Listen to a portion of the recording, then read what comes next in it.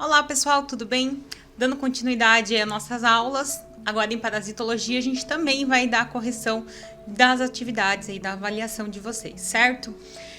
Lembrando que é uma retomada de conteúdo, né? Para ver o que aquilo onde eu errei, eu tenho que, ver quais pontos eu preciso entender um pouco melhor, para vocês também saberem o que é que eu estava perguntando direito, né, na questão. Às vezes foi uma falta de entendimento, não que você não sabia, né, a questão. Então aí é uma questão aí para a gente conseguir esclarecer aí a nossa avaliação de parasitologia. Então na questão 1, a gente vai estar falando sobre o método de HIT. E a questão 1, número 2 e a número 3, elas conversavam entre si. Por quê? Por mais que cada método, é diferente, as alternativas, quem leu e prestou atenção, viu que as alternativas eram iguais. E que cada alternativa era referente a um método. Então, você poderia usar da artimanha aí da eliminação, caso você ficasse em dúvida em uma das questões, né? Então, a questão 1 falava: sobre o método de HIT, é correto afirmar que, Aqui a resposta certa seria a alternativa A. Se fundamenta na centrifugação e sedimentação de cistos ou cistos protozoários em sistema de éter, formalina, éter, vai utilizar a presença do éter, e acetato, formalina, acetato, tá? De etila, para ter essa sedimentação aí nessa centrifugação e conseguir ter análise desses cistos, protozoários, tudo que a gente queria, encontrar nessa amostra. Na questão número 2, fala sobre o método de Cato-Catz e fala, qual a alternativa correta em relação a esse método. Então, a resposta certa é da letra C, que fala que consiste em comprimir as fezes com um pedaço de tela metálica similar a de nylon, com orifício aí aproximadamente, de 6 milímetros, e lamínula de papel de celofane com verde malaquita, certo? Então você viu lá, verde malaquita, opa, Cato-Catz, Então já eliminava aí, uma questão que estava correta, e as outras alternativas você saberia que, estava em relação aí a 1 ou a 2. Na 3 fala sobre o método de Graham. Esse é um método aí bem, conhecido, Ele consiste aí, na resposta da letra B, que, é uma fita adesiva que é colocada no fundo do tubo de ensaio, com parte colante para fora, e a prega anal do paciente é então aberta, encostando diversas vezes a parte colante naquela região perianal. A fita adesiva então é colocada em lâmina e observada em microscópio, certo? Lógico, ali tem tubo de ensaio, poderia ser palito e poderia ser a própria lâmina, qualquer parte estaria certa, para fazer essa coleta com a fita. O que importa mesmo é a fita que vai ser analisada. Na questão 4, falava sobre a esquistossomose e pergunta: qual é a causa, dessa doença, e ela é causada por qual parasita? A. Trypanosoma cruzi. B. Schistosoma mansoni. C. Ascaridias lumbricoides. D. Taenia saginata. Ou E. Taenia solium. O que vocês acham que era? Letra B, Schistosoma mansoni. Ele é o parasita causador aí da esquistossomose. Na questão 5, dava complementação aí da questão 4, Fala: complete a frase marcando a alternativa correta.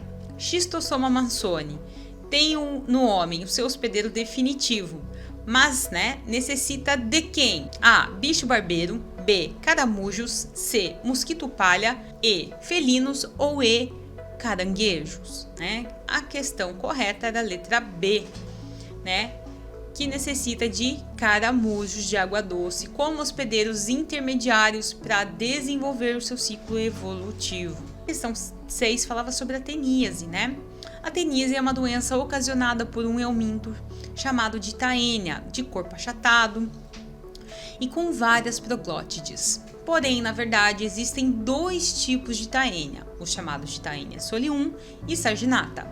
As duas formas parasitantes diferem-se por uma das taenias terem ganchos, facilitando sua chegada até a corrente sanguínea. Sobre a taenia solium, é correto afirmar que o homem se infecta através da alimentação de carnes mal passadas de qual classificação animal? Ou seja, aonde uma dessas espécies vai estar completando o seu ciclo evolutivo. Uma precisa de uma classificação animal e a outra de uma outra classificação para ter esse ciclo evolutivo. Por mais que sejam tênues, né, elas têm as suas diferenciações, né?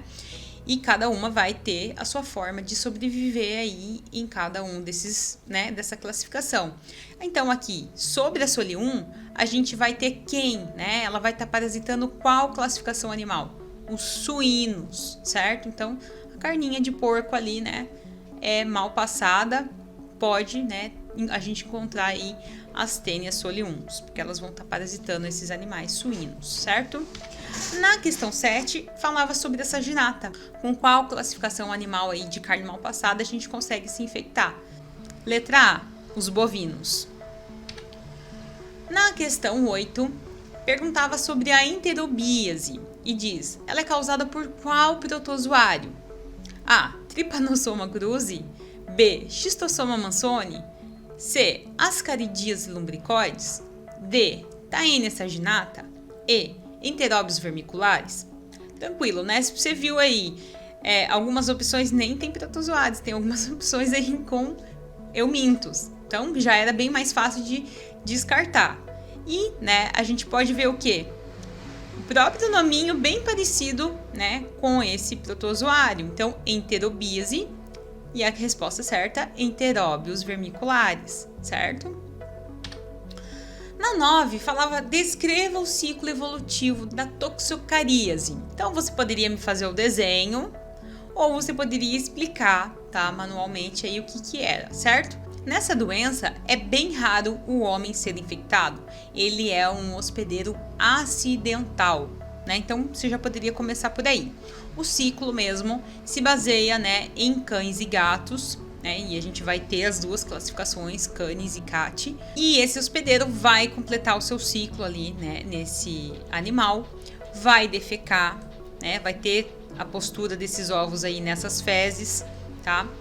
Que vão ter, né, a sua forma contaminante e, por exemplo, um roedor ou ser humano, né, acaba se alimentando, né, com alguma coisa contaminada dessas fezes, algo, né, um simples aí cachorro que coabita aí no mesmo espaço, né, desse humano, cama, né, o gato também, essa lambida, né, eles, principalmente o gato aí faz essa higienização, o cachorro também faz higienização, mas o gato ele é mais constante nessa higienização, né, tá o tempo todo aí se higienizando e depois vem lamber a gente, né, e lambe a mão, a gente põe isso na boca, né, e acaba sendo infectado. Então é bem fácil de se infectar, isso se o cachorro, né, e o gato e o animal ali em si não tiver protegido, não tiver com essas medicações, né, em dia ele pode estar assim, né, com essa verminose e, né, acabar contaminando aí o ser humano. Então é acidental e esse ciclo vai acontecendo, tá? Com a postura aí do próximo humano ou do próximo animal que acabou sendo infectado e vai infectar o outro cão, outro gato e assim por diante, o ciclo vai se continuar.